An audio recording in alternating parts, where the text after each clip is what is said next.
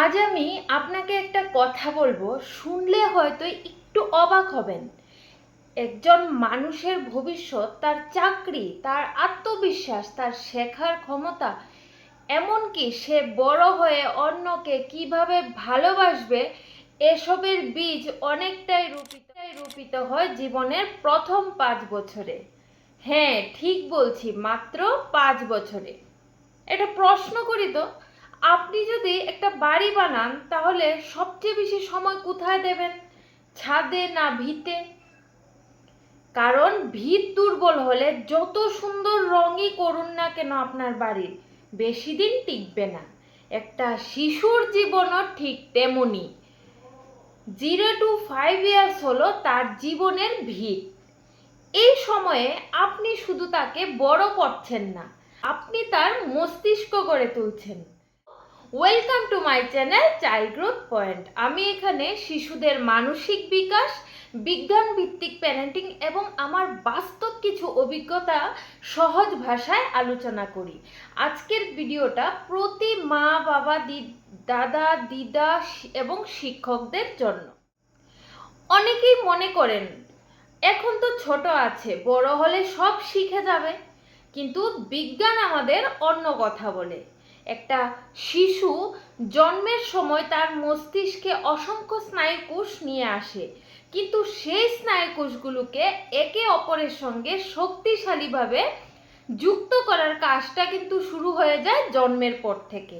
এবং সেই কাজের সবচেয়ে ব্যস্ত সময় হলো জন্ম থেকে 5 বছর।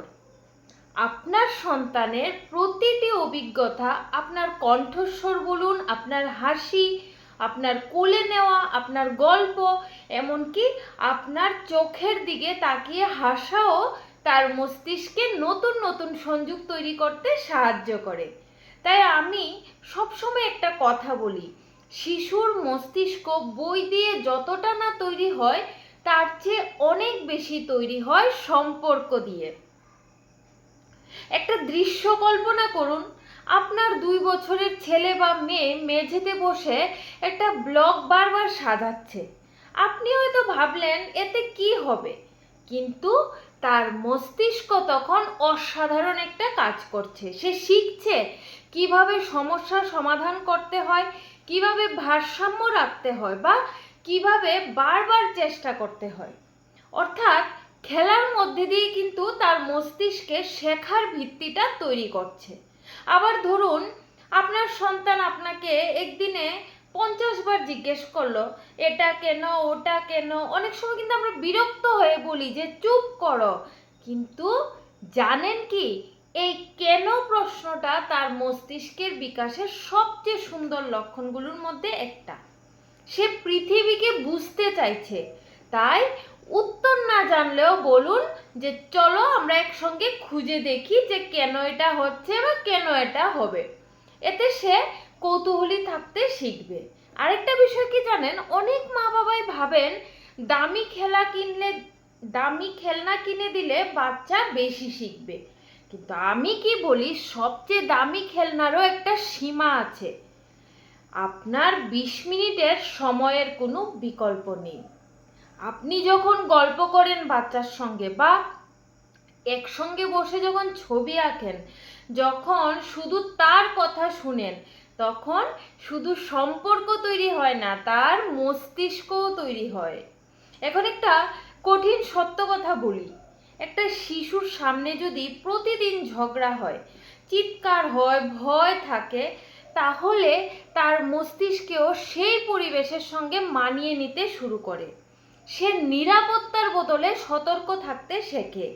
তাই বাড়ির শান্ত পরিবেশও কিন্তু শিশুর মস্তিষ্কের জন্য খাবারের মতোই গুরুত্বপূর্ণ। আরেকটা কথা কি জানেন কি, অনেকে বলে থাকে যে আমার বাচ্চা তো শুধু খেলতে চায়। খুব ভালো, খেলাই তার কাজ। খেলার মাধ্যমে সে ভাষা শেখে, বন্ধুত্ব শেখে, আর অপেক্ষা করা শেখে। হারা জেতা কি জিনিস এটাও শিখছে। তাই সব সময় খেলাকে পড়াশোনার শত্রু ভাববেন না।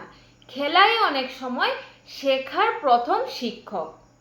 শেষে আমি একটাই কথা বলবো, একদিন আপনার সন্তান কিন্তু বড় হবে, হয়তো সে আপনার কাছে এসে বলবে না যে মা থ্যাংক ইউ ছোটবেলায় আমার সঙ্গে খেলার জন্য, কিন্তু আপনি যে সময় দিয়েছিলেন, যে নিরাপত্তা দিয়েছিলেন, যে ভালোবাসা দিয়েছিলেন, সেটা তার ব্যক্তিত্বে সারা জীবন থেকে যাবে।